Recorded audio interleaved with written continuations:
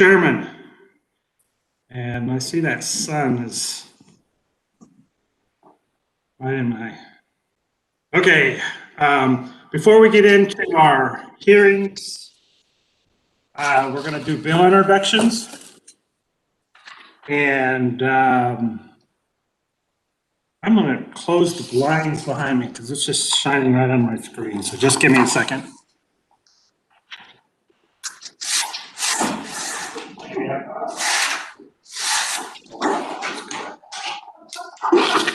All right. My assistant is going to help someone who's challenged and tasked. So, is there anybody that has a bill introduction? I still haven't heard from anybody, but I wanted to start the meeting off with giving you the opportunity to do bill introductions at this time. And I'm seeing behind me that it wasn't just me that was having a hard time with the blinds. I am not seeing anybody with bill introductions. We will be having, again, opportunities next week for bill introductions too. But at this time, we will close bill introductions and we'll get right into the hearing on House Bill 2124. And we'll start off with an overview by Nick Myers. Nick, the floor is yours. Thank you, Mr. Chairman and members of the committee. House Bill 2124 would authorize certain healing arts schools to practice the healing arts in school clinics. So currently, in current law, healing arts schools are allowed to practice the healing arts if the school is approved by the Board of Healing Arts, is a nonprofit entity, and is approved by the State Board of Regents. And that's kind of the key with this bill. So in 2017, there was a bill that exempted specifically Cleveland University from the Board of Regents oversight under the Private and Out-of-State Post-Secondary Educational Institution Act. And due to that exemption, that statutory exemption, Cleveland University is no longer technically approved by the State Board of Regents under that act. So under this current bill, House Bill 2124, it would clarify that any law prohibiting the practice of healing arts by a general business organization would not apply to a healing arts school clinic under the supervision of a person licensed to practice the same branch of healing arts, so long as that healing arts school is approved by the Board of Healing Arts still, is a nonprofit entity, and is either approved by the Board of Regents or exempt from Board of Regents approval. And then additionally, the bill would add healing arts school clinic to the definition of a qualified person in the professional corporation law and the Kansas Revised Limited Liability Company Act. And I'd be happy to try to answer questions, Mr. Chairman. All right, questions from the committee. And I know my vice chair is in the room. I'm looking at my screen right now. I will let the committee know that we worked this bill last year. There was no opposition last year, and it just got caught up in the COVID shutdown. And so that's why we're having this hearing again, so we can hopefully get the job completed this year. And I appreciate, I think Nick, you did a great job explaining because I'm not seeing any hands raised. So let's just go into the testimony, and if there are questions, I'm sure, Carl, you'll be able to answer any questions that come up after you give your testimony. But Carl Cleveland, the third, is that, you have the floor. Thank you, Chairman Hubert and members of the committee. My name's Carl Cleveland III. I'm the president of Cleveland University, Kansas City. I'm a doctor of chiropractic. I'm here representing an institution that is 501c3, not-for-profit, located in Overland Park. The institution was founded in 1922 by Carl and Ruth Cleveland. They were doctors of chiropractic, and it's a personal privilege to me to be appointed by the Board of Trustees to serve as president of this institution, an institution that will be celebrating its centennial next year in 2022. The institution is accredited by the Higher Learning Commission, the Council on Chiropractic Education, the Accrediting Council for Occupational Therapy Education. Degrees offered include Associate's Degree in Occupational Therapy Assistant, Radiological Technology, Associate's Degree in Biology, Bachelor's Degree in Biology, Bachelor's in Exercise Science, Master's in Health Promotion, and the Doctor of Chiropractic degree. The institution employs 140 faculty and staff, enrolls 590 students. 37% of those students are from the state of Kansas. And the Doctor of Chiropractic program in its senior year in its health center treats over 30,000 patient visits a year. And that clinic experience is part of why this bill is important to the institution. And this bill, HR 2124, addresses the issues that Mr. Myers clearly identified. It addresses the conflict that exists between existing statutes. But in addition to that, it clarifies the institution's authority to expand its student intern experience, putting clinics or establishing clinics or affiliating with clinics that are off campus in underserved community areas. That's the basis for our request. Cleveland is now, as of 2017, with the amended statute, is a member of the Kansas Independent College Association. Those institutions represent Baker to Barclay to Benedictine colleges, Friends University, Kansas Westland, Southwest College, and the University of St. Mary's, and many others. And passing this bill addresses the conflict, but secondarily, it allows this institution to establish these affiliated off-site clinics in underserved areas. Mr. Chairman and members of the committee, I'd be happy to respond to any questions. Thank you, Carl. Open it up to questions from the committee. Please, again, if you can use your participant button and go up, and if you have a question and press that. If you're in the room, you can raise your hand. And Adam, if you see any, I don't have my phone with me right now. So, do you see anybody in the room that has a question? Not seeing anybody? No, sir. Just trying to narrow down the room to see, try to make sure I get to everybody. All right. Well, again, I didn't expect this to be a controversial bill after last year, but it's a new year and we have to introduce it and go through the process again. We don't have any opponents. If you look at your agenda, you will also see written opponent testimony from Travis Oler, Executive Director from Kansas Chiropractic Association. So again, before we wrap up, I'll just give one last chance for any questions. And I'm scrolling, but I'm not seeing anything. Carl, you did a great job, and I'm sure Nick did a great job of explaining too. I had considered this being consent calendar worthy, but I've been informed that because of the way we're doing things, that might take 3 weeks. And, you know, so probably next week, we will consider working this bill and getting it below the line, and then hopefully working with leadership to get it above the line. And without any other comments or questions, Carl, did you have anything else you'd like to add in closing? Just thank you for your efforts from last year and again this year for carrying this forward. Well, you're very welcome, and hopefully we're going to stay healthy and we're going to do our job and we're going to get things done this year, including your bill. So with that, absent any other comments or questions, I'm going to go ahead and close the discussion and close the hearing on House Bill 2124. And hopefully, again, it would be my intention to consider working this next week. Thank you very much. All right, committee, let's go ahead and move on to our next hearing, and that is House Bill 2085. I'm going to open up the hearing, and this is also another bill that we worked on last year. It was a little more extensive when it started, but I know the drafter of the bill worked with the Board of Regents to come up with a compromise language that we passed out last year. And again, it also got cut up and not worked last year. So here we are again with a new bill with another hearing.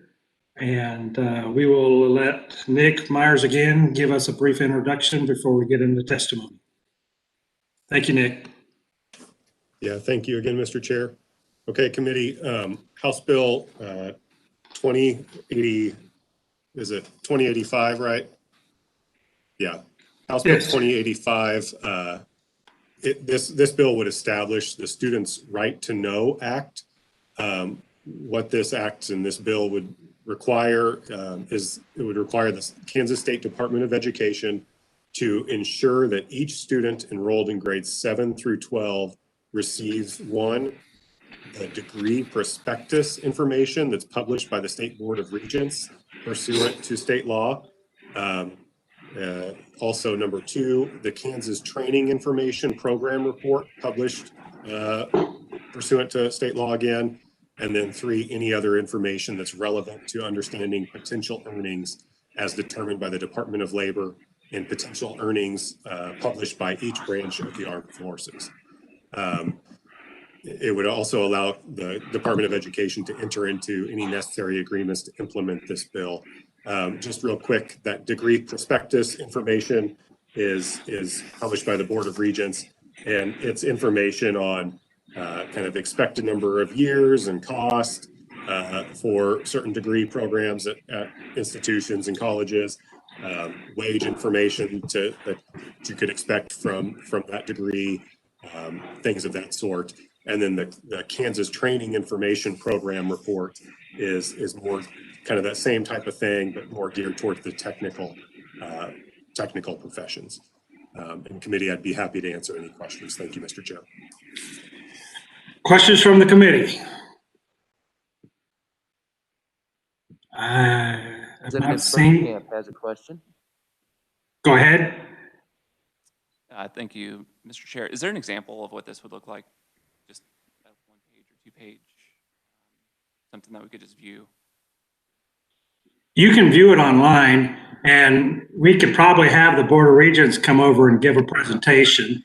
I know I served on a Future of Higher Education committee this summer and fall, and I think one of the reasons why the Board of Regents is supporting this bill is because they want to help get information out the bill, help promote it, and I would consider having them give a demonstration in the future so that you can help, promote and let, parents and kids in your district know that this is an excellent tool when looking at making college choices and getting a lot of good information. So I'll consider doing that in the future. We maybe should have considered doing that today, but here we are. It's a great to see what's available. You'll be amazed when you just see the information that is available, and appreciate even this bill is just another opportunity to help promote and get the word out to parents and kids. Further questions from the committee? Adam is not seeing anybody in there, and I'm. Representative Stogstill. Oh, I might see some hands. Representative Stogstill, you are recognized.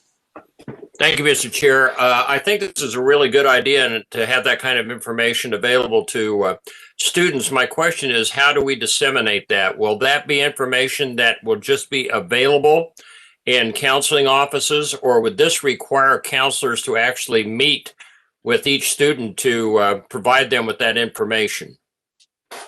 We talked about this summer, and we are trying to work with counselors and others to have this to be a tool that they work with kids. And I think that there's been a lot of good visibility that that's happening. But we're wanting to encourage that more. And like I said, I think this hearing is just another opportunity to bring visibility and then to continue to help, school counselors to make this information available to parents and kids. Mr. Chair, I had one real quick comment.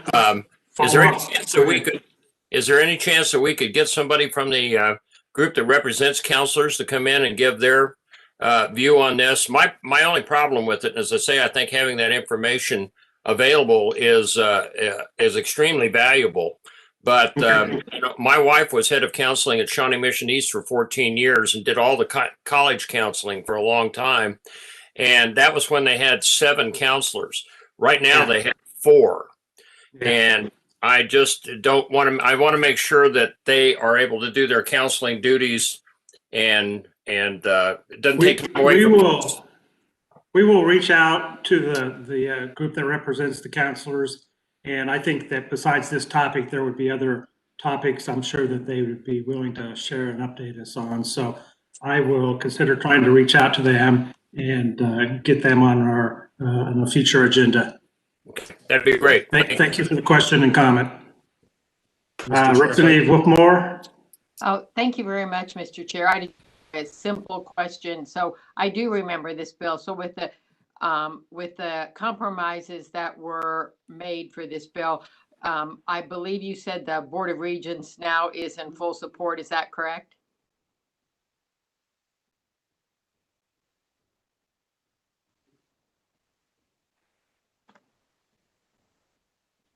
My apologies. That's okay. Did you hear my question? I didn't. I was talking with my assistant real quick. So go ahead and repeat your question. Mr. Chair. And with the compromises that were made on the bill, did you say that now the Board of Regents is in support of it? Oh, yeah. And you'll see written testimony from both Blake Flanders, and then also from Matt Lindsay. So, thank you very much. Okay. Thank And you. we also have somebody from the Board of Regents that's available, Norma Frisbee. If Norma, if you're on the call right now and would like to share some comments and thoughts. Good afternoon. This is Elaine Frisbee. I'm Vice President for Finance and Administration with the Board of Regents. Can you hear me? Yes, we can. You're doing fine. Very good. Very good. So a couple things, I think a legislator inquired how this would appear. So we do have a published website we've had in place now for going on 6 years and would love to have more traffic to that website. Between our work with the Department of Ed, we have a working group trying to sort out how best to get this information in high school counselors' hands. And we are also working with the State Department of Ed to get this embedded in students' individual plans of study. So one of the tasks that they would do in their plan of study would be to go visit this site and get the information on degree programs they might be interested in, and then what actual Kansas students have paid for those degree programs, and then what earnings they might have earned in the state of Kansas or Missouri in recent years. So there's a lot of really good information, and we want more students to have access to that. So we are very supportive of this bill. Okay, and I think, is Blake Flanders on the call also? Do you know? He has written testimony. Actually, Blake is testifying on another ed bill in Okay. Senate Education. So Okay. Well, tell Blake that I and the committee say hi, and I'm sure we'll have maybe another opportunity for him to join us, even maybe with the 5-year plan committee that I was on. That might be a good topic for Blake to give us an update on that committee and the work that we did this summer and fall. So you might suggest that to him. He would be pleased to do that. Okay. I saw another question from Representative Poskin. The floor is yours. Thank you, Mr. Chair. I was reviewing the opponent and proponent testimony from when it was 2519 to now this year at 2085. Is it fair to characterize that the difference is that last year it was more like reinventing the wheel, like making new websites and so forth, and then this year the emphasis is on disseminating information that's already available? Yeah, I think you're accurate in what you said. I think the original bill did have more information, and the maker of the bill worked with the Board of Regents to come up with the version we have now. So it was a compromise from last year, and it's just being reintroduced after, again, it died for lack of having the opportunity to work on the floor last year. All right. All right. Thank you very much. All right. Any other questions from the committee? Yes, Representative Collins. The floor is yours, Representative Collins. Thank you, Mr. Chair and Mr. Vice Chair. Actually, I was going to ask about if this information was available now, but that question has pretty much been answered in the dialogue. So thank you very much. You know, I might check to see if we can even get some kind of a link that we could send out to people so you could access it. If we can do that, we'll do that. And if not, we'll try to have a presentation in the committee, because it is, I think you'll enjoy that presentation if we get that chance to do that. So I'll work with the Board of Regents to do that. Maybe we could have both that done at the same time when Blake Flanders would give an update on the future of higher education. Further questions or comments? Do I think we might have had somebody that was going to share some testimony. Joe Harworth. Are you available, Joe, and ready to go? Yes, sir. All right, the floor is yours. Thank you, sir. Good afternoon, Mr. Chairman, other members of the committee. My name is Joe Horvath. I'm a visiting fellow with the Opportunity Solutions Project, which is a nonpartisan, nonprofit organization that advocates pro-work policies. And you already have my written testimony, so I'll just make my remarks brief. And I just have to say, first off, it's a real pleasure to testify in support of this bill. And I say that for a few reasons. It's simple and it's straightforward. It's non-controversial. We know the Board of Regents is in support. And most importantly, this bill is going to help young Kansans. So I ultimately think you should advance this bill out of committee and ultimately pass it. But let me give a few reasons why. Some basic stats first off. The cost of college is growing at a rate nearly 8 times that of wages. Student debt has become the second largest form of debt in the country. And absent federal intervention, it was actually the most defaulted on form of debt. And the average Kansan's total debt share would be $31,000 per borrower, a little bit over that. The decision of which school to attend or whether to go at all requires a great deal of consideration. Students and parents are entitled to have ready access to all the data they need, and this bill does just that. By publishing the excellent data already collected by stakeholders of the Kansas education system, students and parents will have much easier time navigating one of the most important and potentially costly decisions of one's life. This bill brings students, parents, guidance systems, and the Kansas University system itself together in a brand new way, and it's going to pay dividends for years to come. This is good policy, and I urge the committee to pass the bill. And I just wanted to say also thank you to the Board of Regents, the fantastic work you guys already did. I'm really looking forward to getting into the hands of every young individual in Kansas.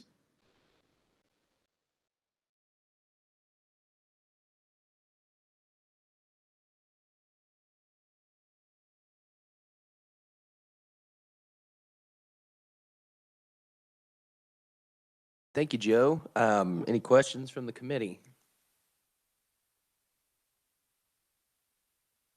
Representative Poskin and do you still have your hand raised? Did you have a question?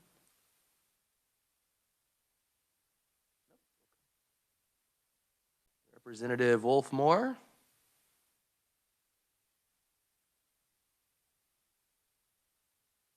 I've lowered my hand. I already asked my question, but thank you. I'm so sorry. That's all right. We appreciate you.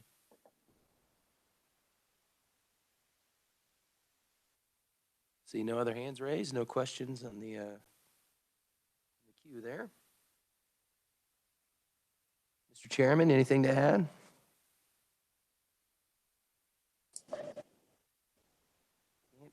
Can't hear you, sir.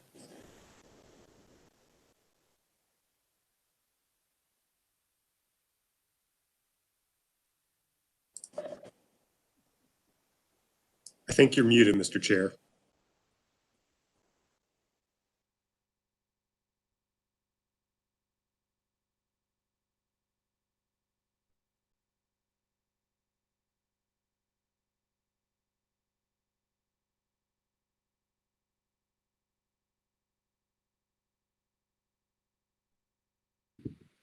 All right, can you hear me now? Okay, I'm sorry.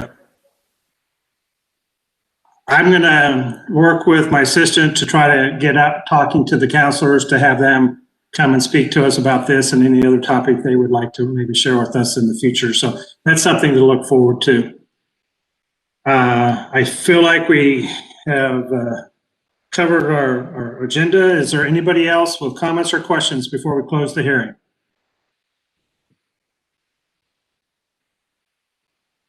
Not seeing anybody.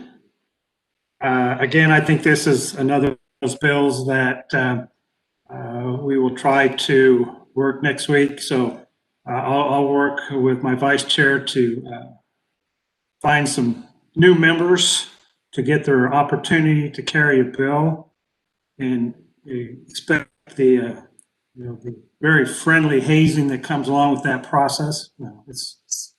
But something to look forward to. And if you have an interest in carrying a bill as a new member, we have several new members. I'm going to come back to the committee room here in a few minutes. Just let me know, and we'll start the process of getting that done after we work the bill next week. So with that, committee, I'm going to close the hearing on House Bill 2085. I think we've got a tentative agenda for next week, and bills that I pre-filed on the civic citizenship is something I'm thinking we're going to go ahead and have a hearing. Deborah sent out a good story editorial that the Kansas City Star wrote, and it came out today. I spoke with them for about an hour last week and was pleasantly surprised in reading their article today. So as chairman, you do what you can to try to get information out of Bill, and sometimes it works and sometimes it doesn't. But I would hope that for members of the committee, you might look at the link that Deborah sent out on that article. And if you have questions of me, you can always call me or text me, and I'd be willing to discuss more. But that's something that we're going to have on the agenda. I'm also working with Nick Myers and Jessa to have the handouts that we had talked about yesterday from the education budget meeting. We'll have those, I think, available for Tuesday, and I know we'll have some explanations that we'll send out to with those, but that's something else that we'll be looking at doing next week. Does anybody else in the committee have anything to share? Or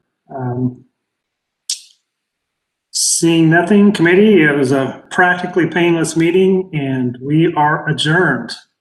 Thank you.